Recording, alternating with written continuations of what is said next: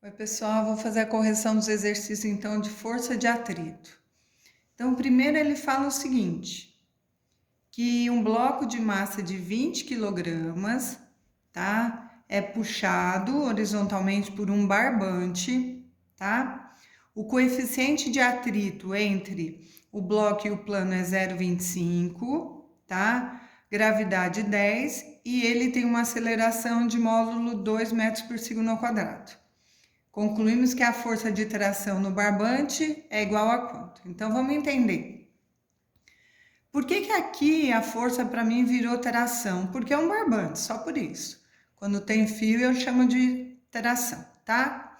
E aí, o que vai aparecer? Quando aparece o coeficiente de atrito, é porque tem atrito. Então, se o movimento tá para cá, o atrito tá para lá. Esse coeficiente é aqui, ó, entre o bloco e a mesa, tá? Lembrando que para baixo eu tenho força-peso e para cima força normal. Então, as resultantes das forças vão ser o quê? Tração menos força de atrito, que é igual a massa vezes a aceleração, tá? Eu substituo, mas cuidado aqui, por quê? Porque a normal é igual a peso, e peso é massa vezes G. Então, eu calculo a normal, jogo na fórmula, para depois substituir e achar a tração, tá? Só essa diferencinha aqui que vai aparecer. Portanto, alternativa E, 90 newtons, tá? Segundo exercício, um bloco de massa 3 kg está com uma aceleração constante em cima de uma mesa, sabendo que o coeficiente de atrito é 0,4, a gravidade é 10, ele pergunta, calcule a força de atrito entre os dois. Quando ele fala aceleração constante, normalmente, o que está acontecendo aqui? Ele está parado. Então, eu tenho que a normal é igual ao peso, tá? Só que tem um porém aqui, eu tenho uma força de atrito aqui.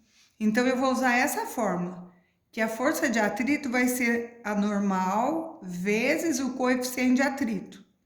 Porque aqui é apenas o peso que está forçando, tá? Quando eu faço isso, o que eu acabo calculando? Peraí.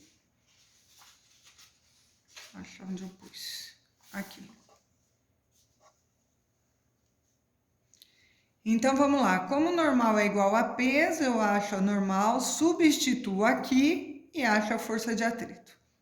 Tá? A única coisa é isso, que a força de atrito era só porque ele estava em contato com o banco, né? Não tinha movimento, certo? Beleza, vamos para o terceiro agora. O terceiro é o seguinte, tomei aqui meus papéis. Terceiro, ele fala também que é um bloco de madeira, está em movimento, massa 10 quilos, tá? Coeficiente de atrito entre o bloco e a superfície é 0,6, então esse ME aqui, porque ele está em movimento, então é 0,6. Ele quer saber o seguinte, quanto que tem que ser a força F para colocar o bloco na situação de iminência do movimento. O que é isso? É para ele começar a andar. Por isso que a gente usa o coeficiente estático, né? Então, o que nós vamos fazer? Força é igual a força de atrito, né? Na iminência daquela...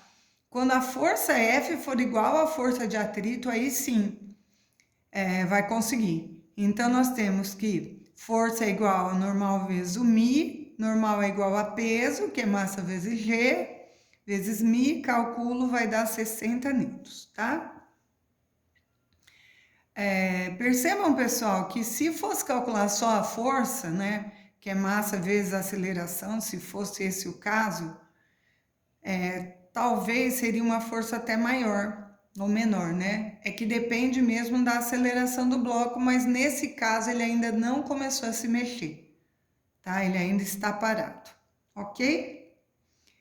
O exercício 4 é teórico.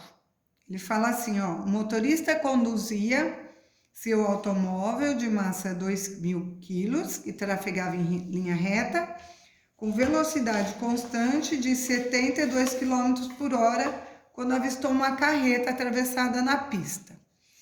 Transcorreu um segundo entre o momento que o motorista avistou a carreta e o momento em que acionou o sistema de freios para iniciar a freagem, com desaceleração igual a 10 metros por segundo ao quadrado.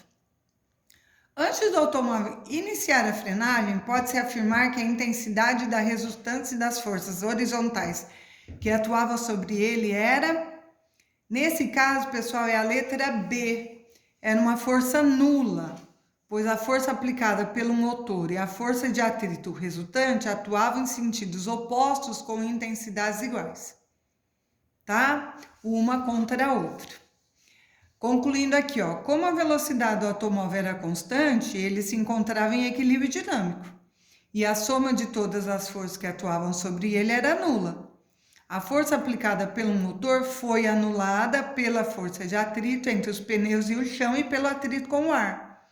Para que sejam anuladas, essas forças devem ter a mesma intensidade em sentidos opostos, ok? Então, letra B. Exercício 5.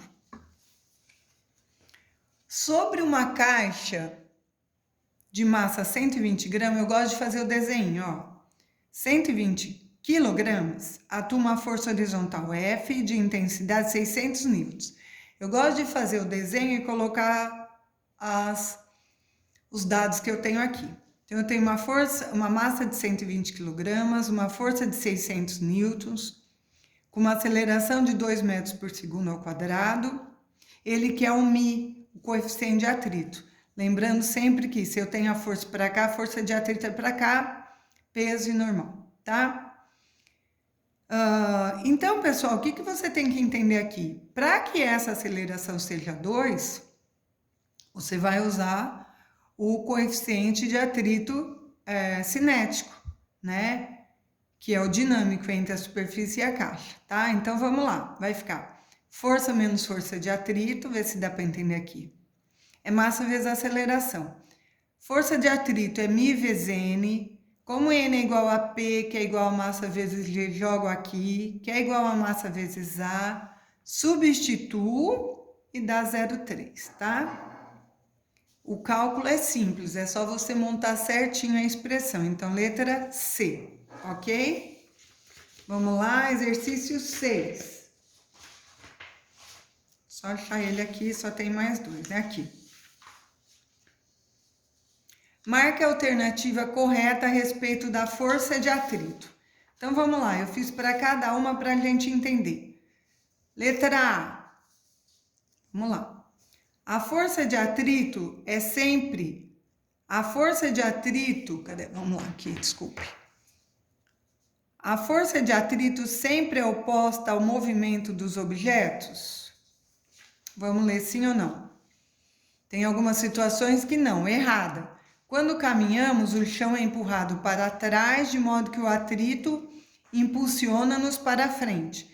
Nesse caso, movimento e atrito possuem o mesmo sentido, tá? Eu tinha esquecido de falar isso para vocês, mas nesse caso, a força de atrito não é contrária ao movimento.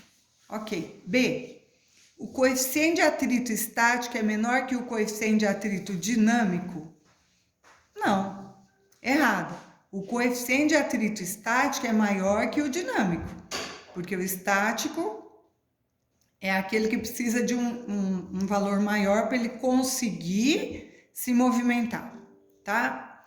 Exercício certo é a C, a letra certa. Se um objeto estiver em uma superfície horizontal, a força de atrito será determinada pelo produto do coeficiente de atrito pelo valor do peso do corpo? Sim.